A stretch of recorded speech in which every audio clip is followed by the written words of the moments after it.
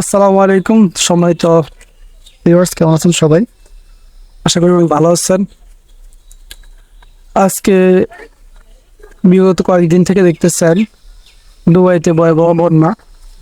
দুবাইয়ের পর এবার মধ্যপ্রাচ্যে দেশ সৌদি আরবে কালকে দেখলাম যে মদিনার রাস্তায় গাড়ি বেশি যাচ্ছে, গাড়ি পানির মধ্যে বেশি যাচ্ছে।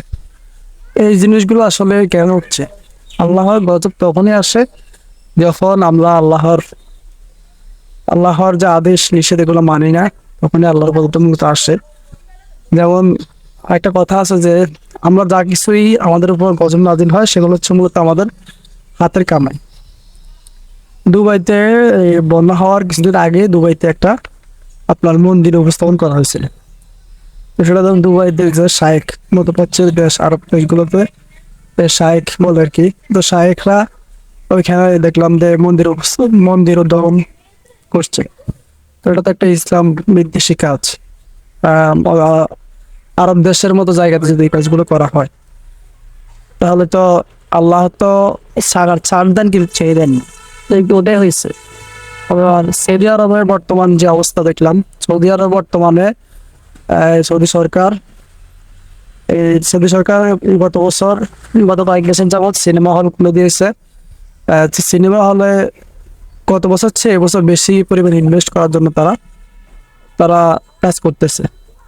মানুষকে তারা ইসলামের যে নৈতিক বিষয়গুলো থেকে দূরে সরিয়ে তারা অপসংস্কৃতি, অনৈতিক কাজে তারা বেশি এগিয়ে যাচ্ছে।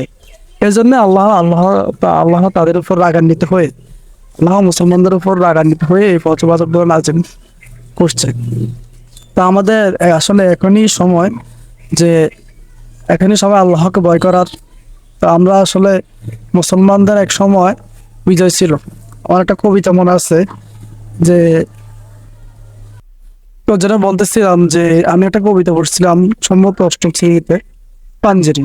কবিতাটার মধ্যে মুসলমানদের অবক্ষয়, মুসলমানদের আগে একটা মুসলমানদের আগে কতটুকু ক্ষমতা, সাহস, ইমানের জোর ছিল ওইটা বোঝানো হয়েছে। আর বর্তমান মুসলমান যেরকম মার খাচ্ছে এটারও কারণ তুলে ধরা হয়েছে। তা আমরা যদি আমাদের হারানো অতীত, সোনালী অতীত ফিরে পেতে চাই, অবশ্যই আমাদেরকে আল্লাহকে ভয় করতে হবে।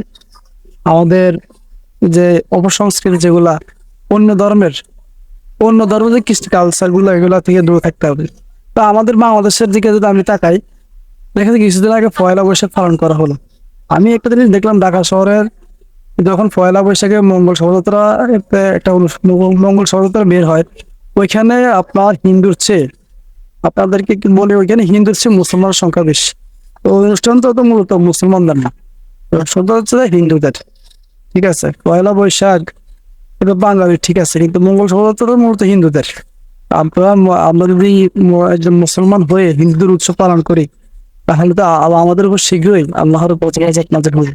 তো আজকে আর বেশি কথা বলবো না। তো এটাই বলতে চাই, আমার সর্বশেষ কথা হচ্ছে, আমরা মুসলমানরা দিন দিন দিন দিন আমাদের ইসলামের সৌন্দর্য ভুলে গিয়ে আমরা ইহুদি খ্রিস্টানদের সৌন্দর্য ধারণ করছি। আসসালামু আলাইকুম, ভালো থাকবেন।